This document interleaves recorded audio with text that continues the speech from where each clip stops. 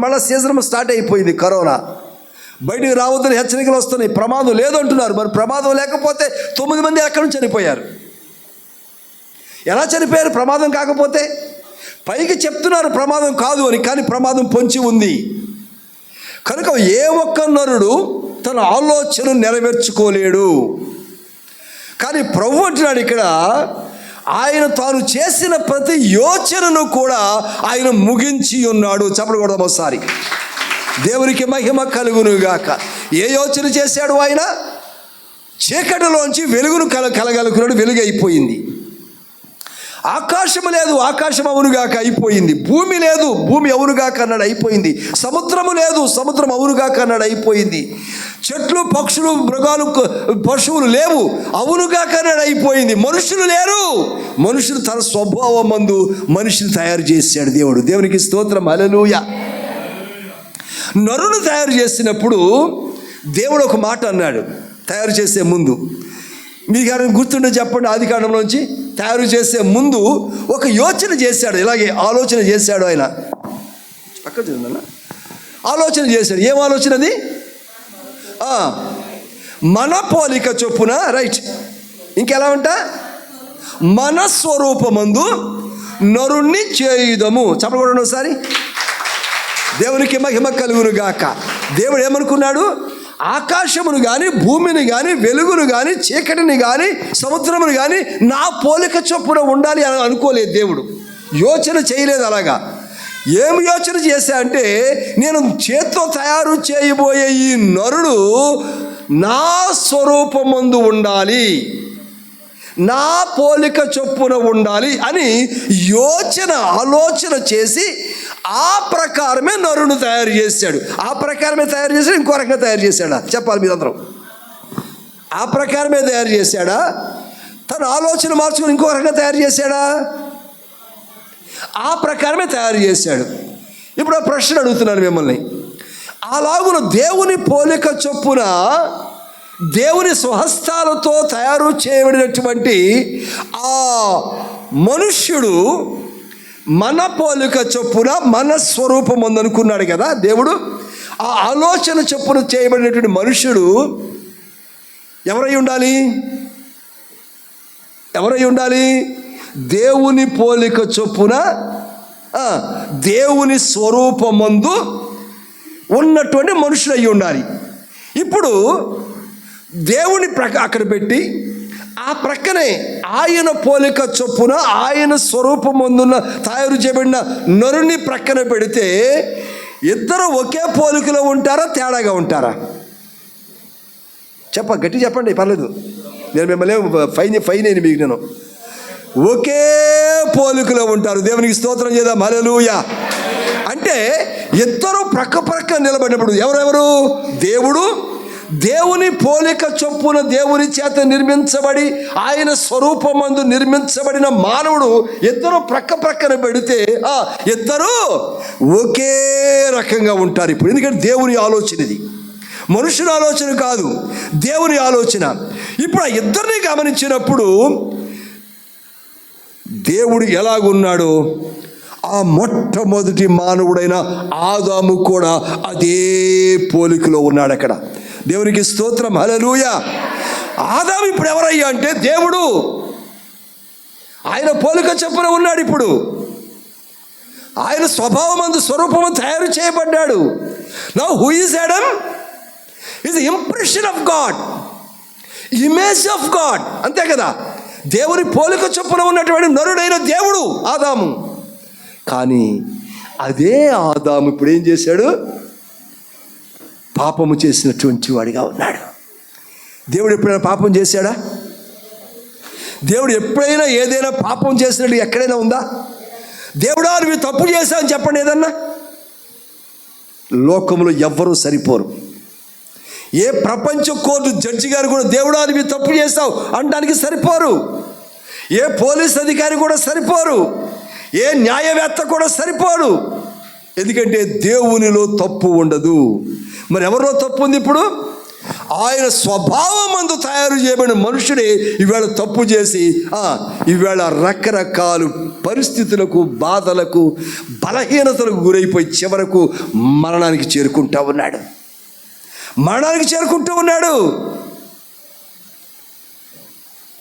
హిజ్కియా అనే రాజుకి క్యాన్సర్ వ్యాధి వచ్చింది. బైబిల్లో దేవుడు చెప్తా ఉన్నాడు, ప్రవక్త చెప్పాడు.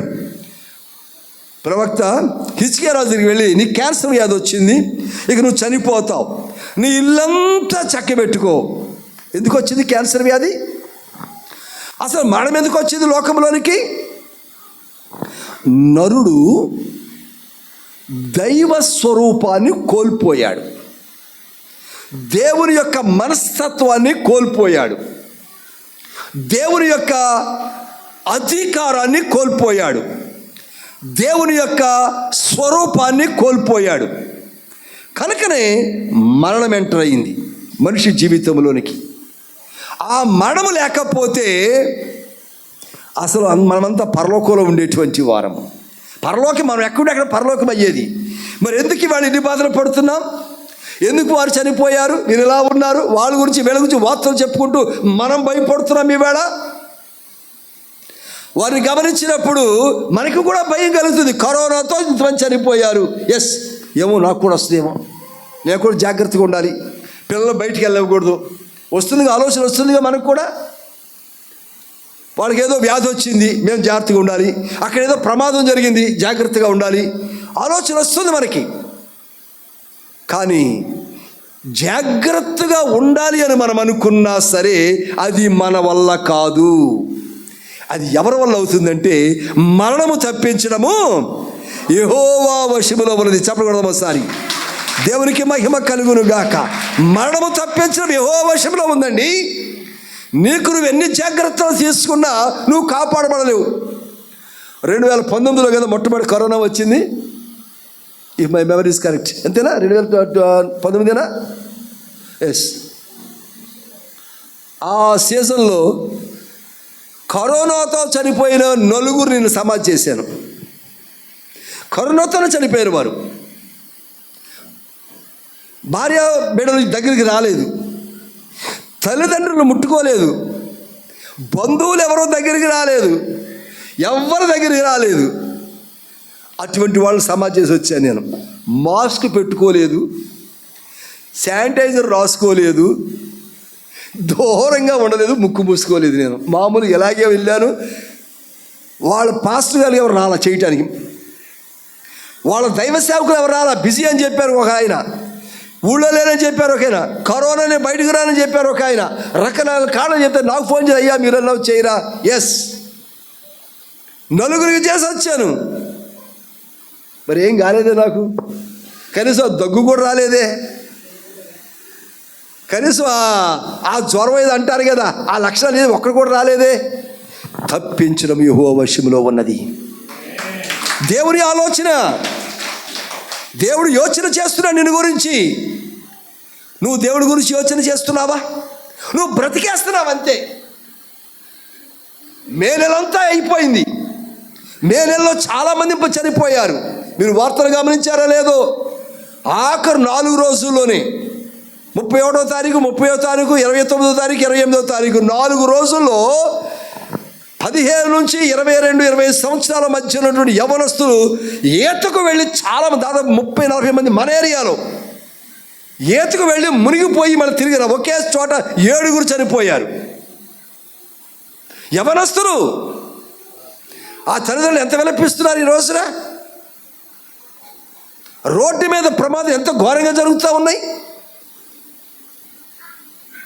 వెళుతున్న కారు వెనకాల టిప్పర్ వచ్చి కొట్టేసి, లారీ వచ్చి కొట్టేసింది, మొత్తం 4 చనిపోయారు. ఎటు చూచినా మరణాలే. నిన్ను నువ్వు కాపాడుకోలేవు. ఒక కారు అంట 1,50,00,000 అంటది, 1,50,00,000 రూపాయలతో కారు కొనుక్కున్నాడు ఒక ఆయన. ఎందుకు అంత ఖరీదంటే యాక్సిడెంట్ అయినా సరే దాంట్లో మనుషులు చనిపోరట. అందువల్ల చుట్టూ ఎయిర్ పిల్లోస్ వస్తాయి, చుట్టూ దిండ్లు ఉంటాయి, చుట్టూ బెల్ట్లు ఉంటాయి, కనుక చనిపోరు. పల్టీలు కొట్టినా సరే కారు లోపల వారికి ఎటువంటి హాని జరగదంట. కానీ 4 చనిపోయారు అదే కారులో యాక్సిడెంట్ అయ్యి. కారు పప్పు అయిపోయింది.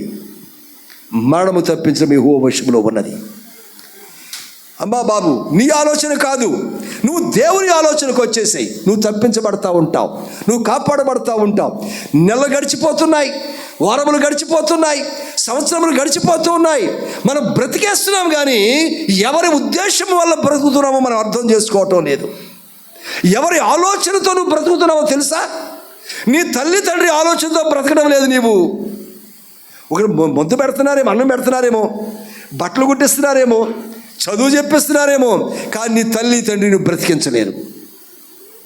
అమ్మా, నీ ఉద్యోగం నిన్ను బ్రతికించలేదు, నీ భర్త నిన్ను బ్రతికించలేడు. కొంతమంది ఉంటారు ప్రాణం పెట్టే స్నేహితులు. వీళ్ళు ఏం చేస్తారో తెలుసా? ఆదివారం ఆరాధన కూడా ఎగ్గొట్టేసి వెళ్ళిపోతున్నారు. ప్రాణం పెట్టే స్నేహితులు కదా. క్రికెట్లు ఆడటానికి, బెట్టింగులకి, ఆ బైక్ రైడింగులకి, ఆ ఈతలకి, ఈత కొట్టడానికి వెళ్ళిపోతూ ఉంటారు. ప్రార్థనగా మానేసి వెళ్ళిపోతూ ఉంటారు. లెక్క చేయరు, బ్రతికేస్తున్నారు వీళ్ళ జనం. కానీ ఎవరు ఆలోచన? నువ్వు ఈవేళ బ్రతికి ఉన్నావంటే ఎవరు ఆలోచన తెలుసా? అన్నాడు ఇక్కడ, యెహోవా తాను యోచించిన కార్యము. దేవుని ఆలోచన చొప్పున నువ్వు బ్రతికి ఉన్నావు. దేవుని ఆలోచన చొప్పున ఇక్కడ నువ్వు సమకూర్చబడ్డావు. దేవుని ఆలోచన చొప్పునే నేను అంగీ వేశాను. దేవుని ఆలోచన చొప్పున ఇక్కడ ఆరాధన జరుగుతూ ఉన్నది. దేవుని ఆలోచన కాకుండా ఏది కూడా నెరవేర్చబడదు అంటున్నాడు ఇక్కడ. తాను యోచించిన కార్యము ముగించి ఉన్నాడు. ముగించేస్తున్నా అంటే గమనించండి. అంటే ఇప్పుడు నిన్ను సృష్టించినప్పుడు నా పోలిక అన్నాడు దేవుడు, నా స్వరూపం అన్నాడు. అది ముగించి వేయబడిందంట. ఆ ఆలోచన ముగించి వేయబడింది. ఆకాశము కలుగునుగాక, సముద్రము కలుగునుగాక, భూమి కలుగునుగాక ఆయన ఆలోచన చొప్పున చేశాడు. ఇప్పుడు ఆలోచన ముగించబడింది.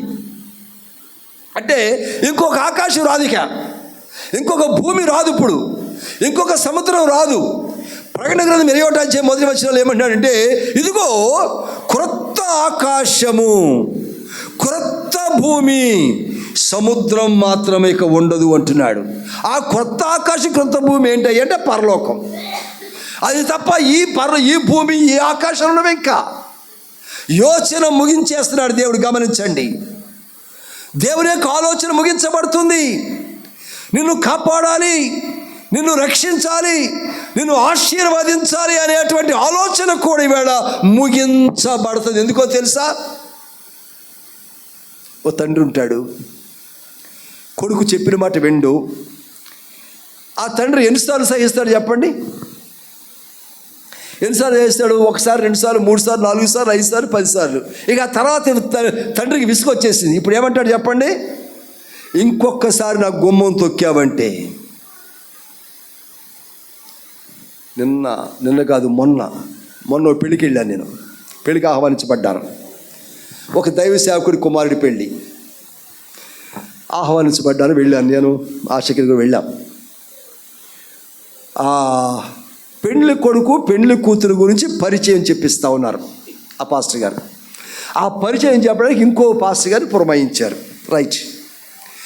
ఇంకో పాస్టర్ గారు వచ్చి ఆ స్టేజ్ ఎక్కి ఆ పెళ్లి కుమారుడిని, పెళ్లి కుమార్తె పరిచయం అనమాట. పెళ్లి కుమారుడు చదువుకున్నాడు, ఈ పలానా కుటుంబం, పెళ్లి కుమార్తె ఇలా చదువుకుంది, పలానా కుటుంబం, ఏదో చెప్తారు పరిచయం. ఆ చెప్పించే క్రమంలో అసలు విషయం ఏంటయ్యా అంటే, పెండ్లి కుమార్తె దగ్గర నేను 5 పైసలు కట్నం తీసుకోలేదు. పాస్టర్ గారు చెప్తున్నారు స్టేజీ మీద పరిచయ కార్యక్రమంలో. ఈ పెండ్లి కుమార్తె దగ్గర నేను 5 నయా పైసా కట్నం తీసుకోలేదు. అది పెండ్లి కుమార్తె తరపున పరిచయం చేసేటప్పుడు అనమాట. వచ్చి ఈ పాస్టర్ గారే మైక్ తీసుకుని చెప్పేశారు. అది అయిపోయింది. ఇప్పుడు పెండ్లి కుమారు గురించి పరిచయం చేయాలి. పెండ్లి కుమారు గురించి పరిచయం చేసేటప్పుడు మరలా మైక్ తీసుకున్నాడు ఈ పాస్టర్ గారు. పెండ్లి కొడుకు తండ్రి గారు మరలా మైక్ తీసుకున్నాడు. మరలా మైక్ తీసుకొని చెప్తాడు ఈయన, అమ్మాయి పెళ్లి కుమార్తె, పెళ్లి కూతురు, ఇప్పుడు ఇంత గ్రాండ్గా, చాలా గ్రాండ్గా అరేంజ్ చేశారు పెళ్ళి. ఎంత గ్రాండ్గా పెళ్లి జరుగుతూ ఉంది కదా, ఎంత ఘనంగా ఏర్పాట్లు జరిగినాయి కదా, ఇక కొన్ని లక్షలు ఖర్చు పెట్టి ఇవన్నీ చేస్తున్నాను కదా అంటే నువ్వు అనుకోవచ్చు, వెనకాల మా ఆయన గారికి చాలా ఆస్తిపాస్తులు, అందుకే ఇంత ఘనంగా పెళ్లి చేస్తున్నారని చెప్పేసి. మీ ఆయన ఇంకా పెళ్ళి అవ్వాలా, ఇప్పుడు పెళ్లి చేయాలి. ఇంకా పరిచయంలో ఉండగా చెబుతున్నాడు ఆయన, ఇక్కడ మీ ఆయనకంటే ఈ పెళ్లి కుమారుడికి నయా పైస ఎక్కడ లేదు అంటే ఏమర్థమైంది మరి చెప్పండి. ఇప్పుడు నువ్వేమీ తేలేదు, ఎప్పుడు నీ జీవితం అడక్కో, నువ్వు చేసుకునే వాడికి కూడా ఇక్కడ ఏమీ లేదు, సంబంధం లేదు. ఎందుకంటే వాళ్ళిద్దరు లవ్ మ్యారేజ్, వాళ్ళిద్దరు హైదరాబాద్లో లవ్ చేసుకున్నారు. వాళ్ళు పెళ్లి చేయమని పట్టుబట్టాడు. కానీ తండ్రి ఏం చేస్తున్నాడు ఇప్పుడు, సరే మరి సమాజం కొరకు కుటుంబం కొరకు పెళ్లి చేయాలి కదా. పెళ్లి చేస్తూ పెళ్లి వేదిక మీద కానీ డిసైడ్ చేశాడు ఆయన, నీదంటూ ఏమి లేదు ఇక్కడ, పెళ్లి కూడా ఇది ఏమి లేదు, తట్టబొట్ట సర్దేసుకోండి అనౌన్స్ చేశాడు ఇక్కడ. అంటే తండ్రికి విసుగొస్తే ఏం చేస్తున్నాడు, యోచన ముగించబడుతుంది, యోచన ముగించబడుతుంది. గమనించాలి, యెహోవా తన యోచన ముగించబోతూ ఉన్నాడు. నిన్ను దేవుడు లోకమును ఎంతో ప్రేమించెను ఉంది కదా, యోహాను 3:16 చదువుతున్నాగా మనం. ఇప్పుడు ఆ యోచనను దేవుడు ముగించి వేస్తున్నాడు. Yes, we are coming to the end. మనం అంతములోనికి వచ్చేసాం, యుగాంతములోనికి వచ్చేసాం. లోకంలో జరగవలసిన దాడులన్నీ జరిగిపోతున్నాయి. మనం ఇంకా ఏదో లైఫ్ ఉంది, ఇంకా ఏదో చెయ్యాలా, ఇంకా ఏదో సంపాదించాలా, ఇంకా ఏదో సమకూర్చుకోవాలని చెప్పేసి ఇష్టానుసారంగా మనం బ్రతికేస్తున్నాం. కానీ నిన్ను గురించి యోచన చేస్తున్నటువంటి దేవుని గురించి నువ్వెంత మాత్రమో ఆలోచన కలిగి నీకు లేవు.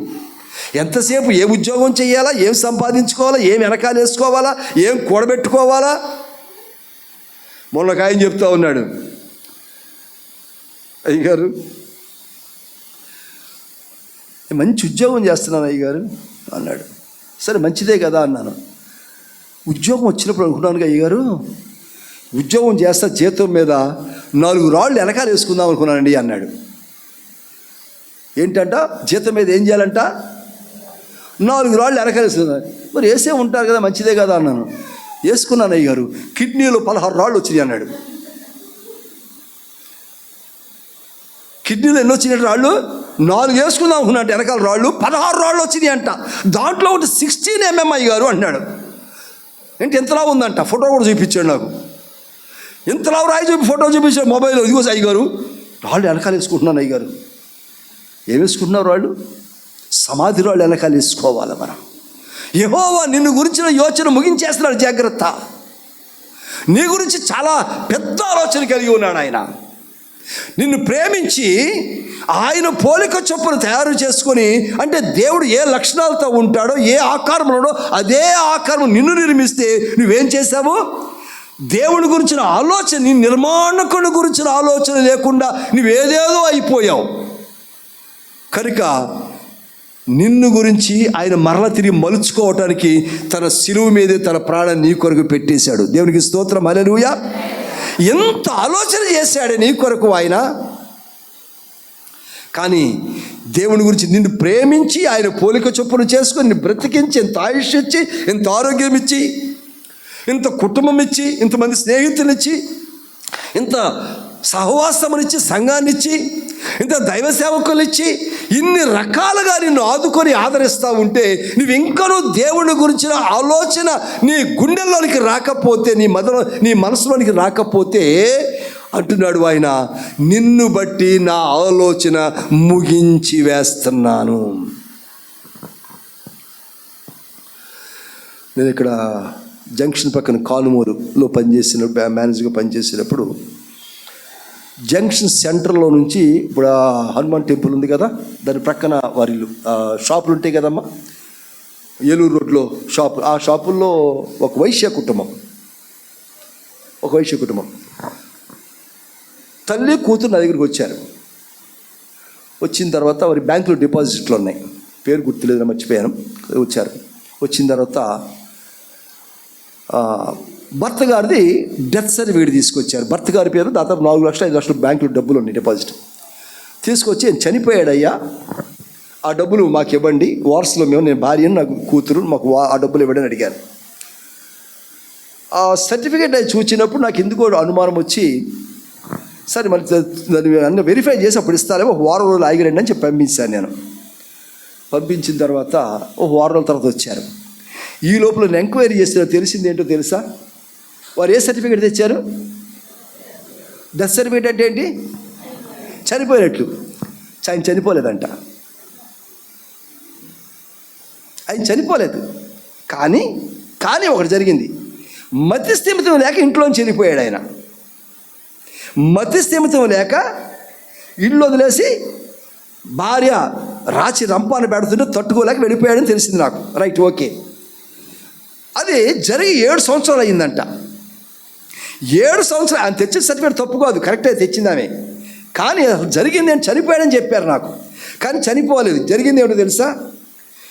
ఒకవేళ ఇంట్లోంచి తప్పిపోతే, ఇంట్లోనో ప్రయాణంలోనో తీర్థయాత్రలోనో తప్పిపోతుంటారు కదా, తప్పిపోతే కోర్టు వారికి అప్లై చేస్తే కోర్టు వారు 7 సంవత్సరాలు చూసిన తర్వాత మనిషి అప్పటికే తిరిగి రాకపోతే కోర్టు డిక్లేర్ చేస్తుంది, చనిపోయినట్టుగా డిసైడ్ చేసి ఒక సర్టిఫికేట్ ఇస్తారు. ఆ సర్టిఫికేట్ తీసుకొచ్చి ఇచ్చారు నాకు. నాకేం చెప్పారంటే మనిషి చనిపోయాడని చెబుతున్నారు. కోర్టు చెప్పింది కనుక నాకు చెప్పారు. కానీ వాస్తవానికి ఏంటి? చనిపోలా, తప్పిపోయాడు ఆయన. దానికి వేరే సంఘం వేరే విధంగా దాన్ని తయారు చేసి ఆ డబ్బులు వారికి ఇవ్వాలి. ఒకవేళ వారు చెప్పిన మాట నేను నమ్మి ఆ డబ్బులు ఇచ్చేసి అనుకోండి, తర్వాత ఆయన బ్రతికొచ్చాడు అనుకుందాం, ఇప్పుడు ఎవరిని పట్టుకుంటాడు? బ్రతికి రాపోయినా దెయ్యమాకారంలో పట్టుకోవచ్చు నన్ను. ఏదో మేనేజర్ నువ్వు ఎట్లా ఇచ్చావయ్యా అని. అవునా? కనుక యోచన, మనుషుల యోచనలు ముగించబడుతూ ఉన్నాయి దేవుడి గురించి. అందుకే దేవుడు కూడా నిన్ను గురించిన యోచనను ముగించబోతూ ఉన్నాడు. అందుకే ప్రభు శిలువలో మాట్లాడుతూ యోహాను సువార్త 19:30 మనం గుడ్ ఫ్రైడేకి ధ్యానం చేస్తాం. ఏమాటది? ఇదిగో యోహాను సువార్త 19:30 ఇదిగో సమాప్తమైనది అని చెప్పేసి, సమాప్తమైనది అంటున్నాడు. ఏమిటి సమాప్తమైంది? గమనించుదాం. ఈ సమాప్తం అవడానికి ముందుగా మీకు వచ్చిన 2వ సమూయేలు గ్రంథం 24వ అధ్యాయం 14వ వచనం చూద్దాం. మన పరిస్థితి ఏంటో చూద్దాం. 2వ సమూయేలు గ్రంథం 24వ అధ్యాయం 24వ అధ్యాయం 14వ వచనం. అందుకు దావీదు నాకేమీ తోచకున్నది. ఎక్కడున్నావంట? గొప్ప చిక్కులలో ఉన్నాను. ఎందుకో తెలుసా? దేవుడు నిన్ను గురించి యోచన ముగించేస్తున్నాడు. నిన్ను ప్రేమించడం మానివేస్తున్నాడు. నిన్ను గురించి ప్రణాళిక ముగించేస్తున్నాడు ఆయన. ఇప్పుడు ఎక్కడికి వెళ్తావో తెలుసా? నువ్వు నాకేమీ దిక్కు తోచక ఉన్నది, నేను గొప్ప చిక్కులలో పడి ఉన్నాను,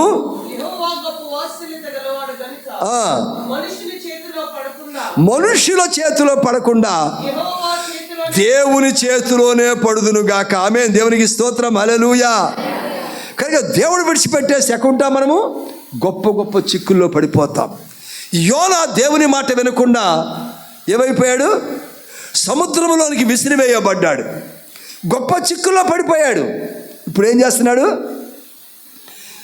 అక్కడ సముద్రపు అడుగు భాగంలో ఉండి ఊపిరి ఆడక, ఊపిరి సలపక, ఆ లోపల ఉన్న నాచు మొక్కలు, తీగలు, ముక్కు, చెవులు, కాళ్ళు, చేతులు చుట్టేసుకొని విలవిల కొట్టుకోవడానికి కూడా అవకాశం లేని స్థితిలో అక్కడి నుంచి మొరపెడతా ఉన్నాడు. గొప్ప చిక్కులు ఉన్నాయి, జాగ్రత్త.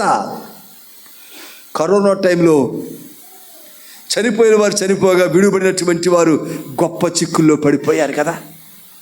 విడుబడిన భార్య, బిడ్డలు ఎంత అల్లకల్లోలమైపోయారు. ఇప్పటికే కోలుకోలేదు చాలామంది, ఇప్పటికే కోలుకోలేదు.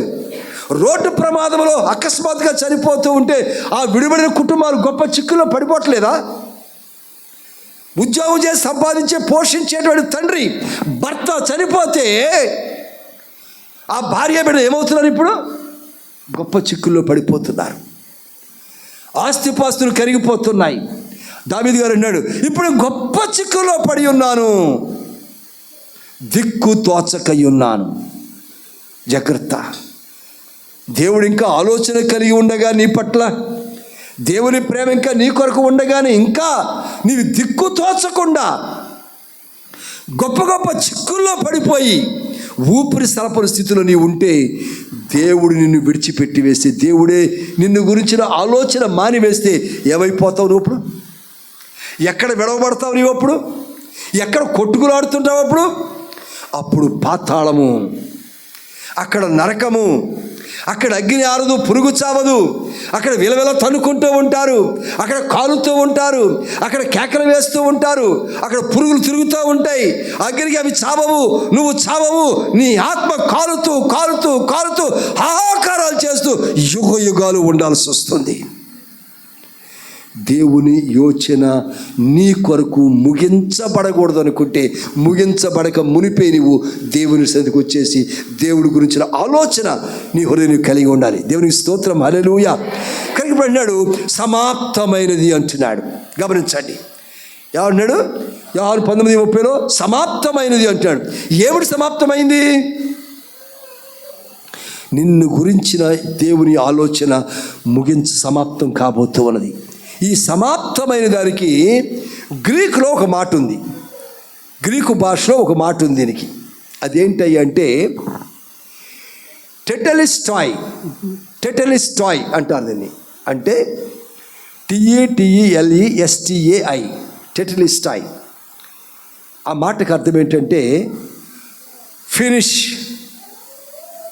కంప్లీటెడ్, ముగింపు అని అర్థం. ముగింపు, బాగా విందాం, ముగింపు అని అర్థం. నేను కూడా ముగించేస్తాను మాకు 10 నిమిషాలు వినండి బాగా. ఈ ముగింపు అనేటువంటి టెటెలిస్టాయ్ యొక్క ప్రత్యేకమైన అర్థం ఏంటో తెలుసా? ముగింపు సరే, కంప్లీటెడ్ సరే, ఫినిష్ సరే, అన్నిటికీ మించి మరొక ప్రాధాన్యమైన అర్థం ఉంది. అదేంటో తెలుసా? Paid in full. అనగా శాపము, నీ శాపం ఏదైతే ఉందో, నీ పాపమును బట్టి నీకు వచ్చిన శాపం ఏమైతే ఉందో, ఆ శాపమునకు రుసుము నేను చెల్లించడం ముగించబడింది అని చెప్పడం. ఒకసారి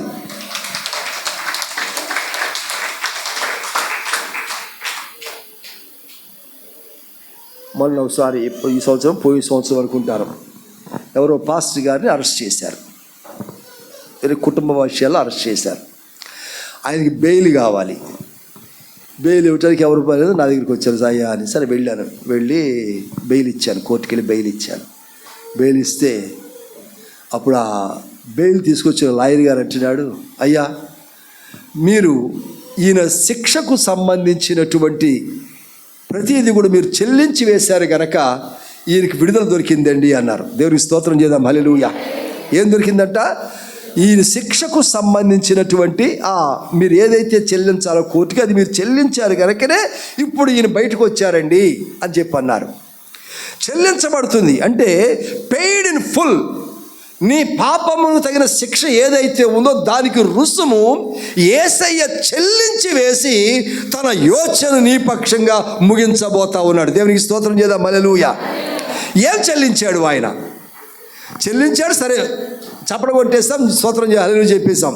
ఏం చెల్లించాడు ఆయన? ఆయన ఏం చెల్లించాడు అంటే ఆయన శరీరమును మన కొరకే చెల్లించి వేశాడు.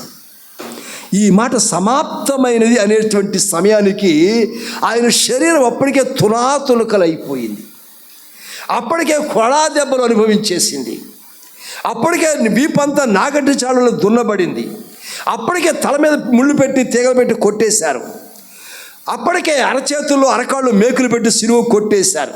ఇక దెబ్బ తగలనటువంటి మిల్లీమీటర్ చోటు కూడా యేసయ్యకు మిగలలేదు. అంటే ఆయన శరీరం అంతటినీ కూడా మన కొరకై రుసుముగా సిలువలో చెల్లించి ఆయన కార్యమును ముగింపు చేసేసాడు. ఆయన చెప్పకూడదాం, దేవునికి మహిమ కలుగును గాక. ఎలా చెల్లించాడు ఆయన? ఎలా చెల్లించాడు అంటే ఆయన శరీరం తునాతునకలైపోయింది. ఒక్కొక్క కొరడా దెబ్బ ఆయన వీపుకు తగులుతూ ఉంటే ఎన్ని దెబ్బలు తగిలినాయి? ఆయనకి ఎన్ని దెబ్బలు తగిలినాయి? 1 తక్కువ 39 దెబ్బలు తగిలాయి. అక్కడ 39 కొరడా దెబ్బలు అంటే ఒక్కొక్క కొరడాకి 4 చీలికలు ఉంటాయి. ఇది కొరడా తాడు అనుకుందాం. ఈ చివరి ఎన్ని వచ్చినాయి? 4 చీలికలు ఉంటాయి ఆ తాడికి. ఈ 4 చీలికలు కూడా ఇవి గుర్రపు వెంట్రుకలతో పేంతారు. గుర్రం తోక ఉంటుంది కదా, ఆ తోక వెంట్రుకలతో పేంతారు. ఎందుకంటే గుర్రపు తోక వెంట్రుకలు మన రాగి తీగ కంటే కూడా చాలా గట్టిగా, చాలా షార్ప్గా ఉంటాయి. మన చర్మం ఎలాగంటే కోసుకుపోదు, అంత షార్ప్గా ఉంటుంది. అలాంటివి ఆ తాడు, గుర్రపు వెంట్రుకలతో తాడు, ఒక్కొక్క తాడు పేరినప్పుడు దానిలో సీసా పెంకులు వేసి దాన్ని అల్లారు. అంటే మధ్యలో ఏమున్నాయి, ఇప్పుడు సీసా పెంకులు ఉంటాయి. అలాగున ఒక్కొక్క దానికి ఎన్ని ఉన్నాయి, 4 ఉంటాయి. ఈ 4 ఒక్కొక్క దానికి 4 కదా, ఈ 4గిట్లో 4 సీసా పెంకులు పెట్టారు ఒక్కొక్క దానికి. అంటే 4గిట్లో ఎన్ని ఉంటాయి, ఇప్పుడు 16 ఉంటాయి. 4 4 4 16 సీసా పెంకులు ఉంటాయి.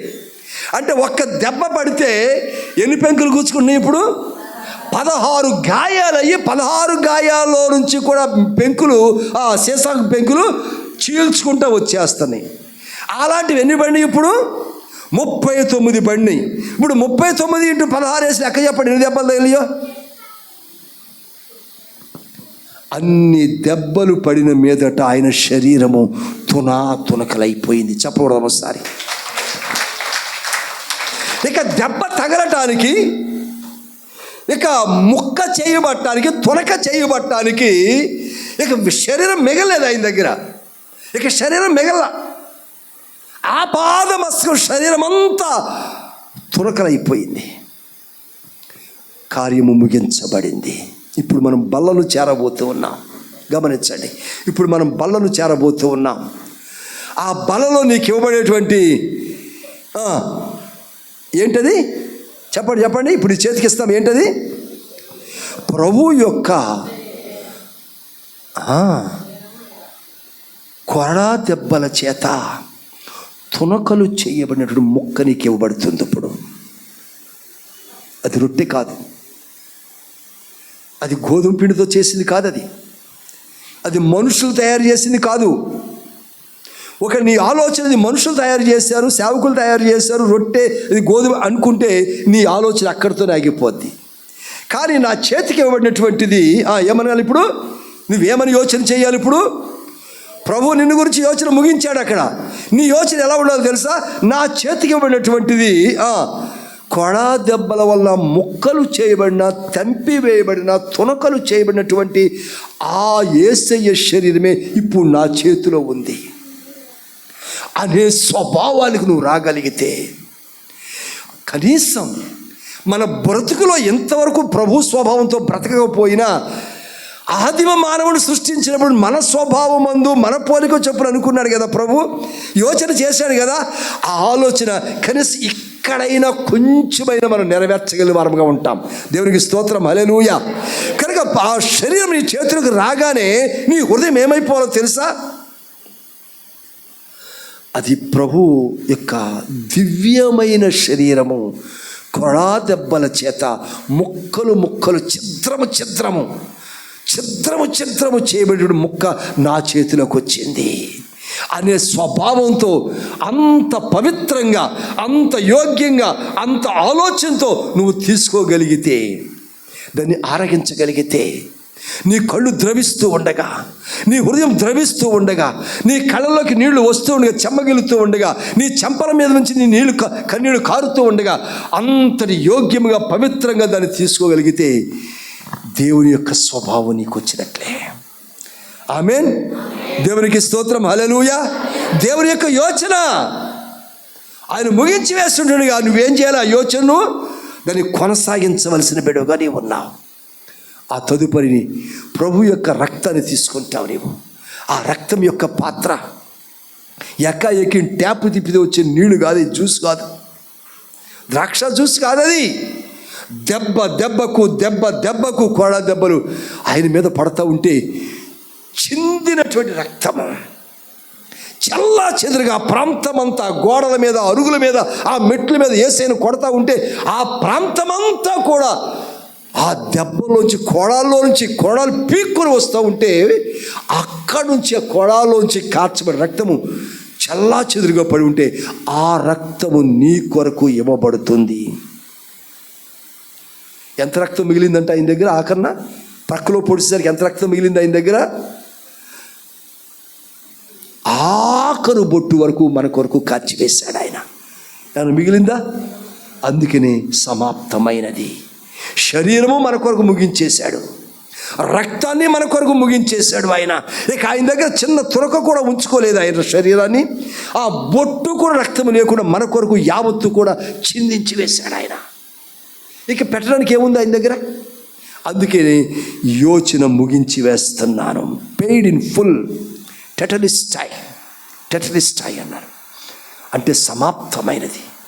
నీ రక్షణ కార్యం సమాప్తం చేసేస్తున్నాడు. ఇక దీని తర్వాత నిన్ను రక్షించడానికి చేయవలసిన కార్యం మరొకటి లేదు. ఇక మరొకటి పాత నిబంధన కాలంలో రక్షించుకుని వచ్చాడు ఆయన. క్రొత్త నిబంధన కాలంలో ఆయన శిలువ మీద తన ప్రాణాన్ని పైన మన కొరకు శరీరాన్ని రక్తాన్ని చిందించి వేసి రక్షించుకున్నాడు. ఇక రక్షించటానికి నీ కొరకు చేయటానికి మరొక కార్యం మిగలలేదు ఇక. అందుకే యోచనను ఇక్కడ ముగిస్తూ ఉన్నాడు ఆయన. చెప్పకూడదు ఒకసారి. దేవునికి మహిమ కలుగు. This is ultimate. ప్రభు ప్రాణం నీ కొరకు పెట్టడం అనేది అల్టిమేట్. దీని తర్వాత మరొకటి లేదు ఇక. మరొకసారి నీ కొరకు రక్తం చిందించవలసడానికి రక్తం మిగలేదు ఇంకా. మరొకసారి శరీరం నీ కొరకు పెట్టడానికి శరీరం చిన్న ముక్కు కూడా మిగలేదు ఆయన దగ్గర. యావత్తు నీ కొరకు దారపోసేశారు, యావత్తు నీ కొరకు చిందించి వేశారు, యావత్ శరీరాన్ని నీ కొరకు ఖర్చు పెట్టేశారు ఆయన. కలికి అంటున్నాడు, యెహోవా తాను యోచించిన కార్యము ముగించి ఉన్నాడు. తర్వాత అంటున్నాడు, పూర్వ దినములో తాను విధించినది ఆయన నెరవేర్చి ఉన్నాడు కనుక 18వ వచనం స్టార్టింగ్, జనులు హృదయపూర్వకంగా యెహోవాకు మొర్ర పెట్టుదురు. ఆయన కార్యం ముగించి ఉంటుండగా విశ్వాసులమైన మనము, సంఘముగా ఉన్న మనము ఏం చేయాలంట? హృదయపూర్వకంగా, ప్రభువా నిజమే నాయన, నా కొరకు ఈ గొప్ప కార్యాన్ని ముగించావయ్యా, నా కొరకు త్యాగాన్ని ముగించావయ్యా, నా కొరకు నీ శరీరం యావత్తూ ఖర్చు పెట్టేశావు ప్రభు, నా కొరకే ఆఖరు బొట్టు వరకు చిందించి వేసి ఖర్చు పెట్టేశావయ్యా. ఇక నీ దగ్గర ఏం మిగలేదు బాబు, నువ్వు ముగించేసావు నీ కార్యాన్ని. ప్రభు ఇక నుంచి నిన్ను గురించిన ఆలోచన నేను చేస్తాను. ఈ శరీరాన్ని తీసుకుంటూ ఉండగా, ఈ రక్తమును తీసుకుంటూ ఉండగా, ఇది నీది. నన్ను శుద్ధీకరించడానికి, నన్ను పవిత్రపరచడానికి, నా శాపము తెంచుకు నన్ను కడిగి వేయటానికి, నా దోషము నా పాపం నుంచి విడిపించడానికి నువ్వు చేసిన కార్యమును బట్టి నాకు విడుదల విమోచన కలిగింది కనుక ఇక నిన్ను గురించి, నీ రక్షణ గురించి, నీ రాజ్యము గురించిన యోచన నేను కలిగి ఉంటాను ప్రభు అని తీర్మానానికి వద్దాం. ఆయన కార్యము ముగించి ఉంటుండగా ఆ కార్యములో మనం కూడా పాలిభాగస్థులం అవుదాం. నీవు కూడా మోకరించి, ప్రభువా ఆ కార్యములో, ఆ ముగించబడే కార్యం నేను కూడా ఉంటానయ్యా, నేను కూడా అంగీకరిస్తాను, నేను కూడా ఏకీభవిస్తాను, నేను కూడా ఇప్పుడు ఆ శరీరాన్ని, ఆ రక్తాన్ని ఇప్పుడు తీసుకుంటూ పవిత్రమైన, పరిశుద్ధమైనటువంటి, యోగ్యమైన ఆలోచన కలిగి అది తీసుకుంటాను ప్రభు అని మోకరించుదాం. దయచేసి ఒక మీకు ముందు ఉన్న కుర్చీలు అడ్డంగా ఉండి ముందుకు జరపండి, కుర్చీలు ముందుకు జరపండి, మోకరించుదాం. అలానే యెహోవా కార్యము ముగించి ఉన్నాడు. ఆయన చేసిన గొప్ప త్యాగపూరితమైన కార్యం నీ కొరకు ముగించి ఉన్నాడు. ఈ లోకంలో మరెవ్వరూ నీ కొరకు చేయలేని కార్యము ఆయన చేసి ముగించాడు. నీ తల్లి కానీ తండ్రి కానీ కార్యం చేయలేకపోయారు. నీ భర్త నీ కొరకు, నీ భార్య నీ కొరకు, నీ బిడ్డలు నీ కొరకు వారు 9 మాసాలు మోసి కని పెంచి పెద్దవారు చేస్తావు, వారు కూడా ఎవరు నీ కొరకు కార్యం చేయలేకపోయారు. నీ కొరకు ప్రాణం పెడతాను అన్నటువంటి వారు కూడా, స్నేహితులు కూడా ఎవరు నీ కొరకు ఈ కార్యం చేయలేకపోయారు. ప్రభువు మాత్రమే కార్యం చేశారు. ఇది ప్రభువు మాత్రమే సాధ్యమైంది. ప్రభువు మాత్రమే యోచన చేశారు. ఆ ఆలోచన కూడా చేసింది ఆయనే, కార్యం నెరవేర్చింది ఆయనే, ముగించింది కూడా ఆయనే. అమ్మా, బాబు, ప్రియ సంగమా, దైవ జనాంగమా, సంఘం అంటే క్రీస్తు యొక్క శరీరము, క్రీస్తు యొక్క వధువు. ఇదిగో యెహోవా నీ కొరకు కార్యం ముగించి ఉంటనగా ఆయన శరీరం ఏ రీతిగా వచ్చిందో, ఆయన ఎంత ఆలోచన చేస్తే ఆ దివ్య శరీరము, పరిశుద్ధమైన దైవికమైన శరీరం నీకు వచ్చిందో, నిన్ను గురించి ఎంత త్యాగం చేయకపోతే ఆ రక్తం నీ దాకా వచ్చిందో ఆలోచన చేయి. ఆయన ఎంత గొప్ప కార్యం చేశారు. ఆయన ఎంతగా ఆయన కార్యము నెరవేర్చి ముగిస్తూ ఉన్నారు. సమాప్తమైనది, టెటలిస్టై అనగా నీ కొరకు పూర్తిగా చెల్లించి వేశాడు ఆయన.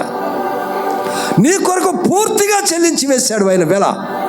నీ ఫైన్ ఆయన కట్టివేశాడు, నీ రుసుము ఆయన కట్టివేశాడు, నీ పెనాల్టీ కట్టివేశాడు. ఇక నీకు ఆ పెనాల్టీ లేదు, ఆ భారము లేదు, ఆ బందికరం లేదు, ఆ చెర లేదు, ఆ విధానము లేదు, ఆ శాపము లేదు, ఆ తాపము లేదు, ఆ శిక్ష లేదు. ఇక నీకు ఆ శిక్ష లేదు.